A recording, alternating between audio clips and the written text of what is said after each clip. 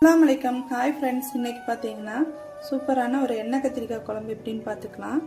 இதுக்கு பார்த்தீங்கன்னா கடலை, கொஞ்சமாக வெந்தயம், கொஞ்சம் கடுகு,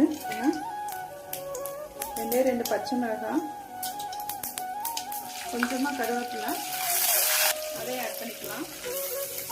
நல்லா பெரிய சைஸ் தக்காளி பார்த்தீங்கன்னா நான் ஒரு 25 கத்திரிக்காய் எடுத்துருக்கிறேன். இந்த மாதிரி கட் பண்ணிக்கணுங்க. மல்லித்தூள் ஒரு 1.5 ஸ்பூன் சேர்த்துக்கலாம். கொஞ்சமாக மஞ்சத்தூள் சேர்த்துக்கலாம். பெருங்காயத்தூள் சேர்த்துக்கலாம். அப்படி பார்த்தீங்கன்னா இது கொஞ்சமாக சேர்த்துக்கலாம்.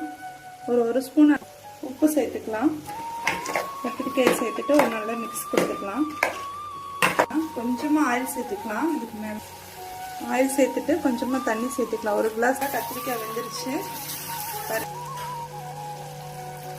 இப்போ பார்த்தீங்கன்னா எண்ணெய் கத்திரிக்காய் குழம்பு ரெடி ஆயிடுச்சு.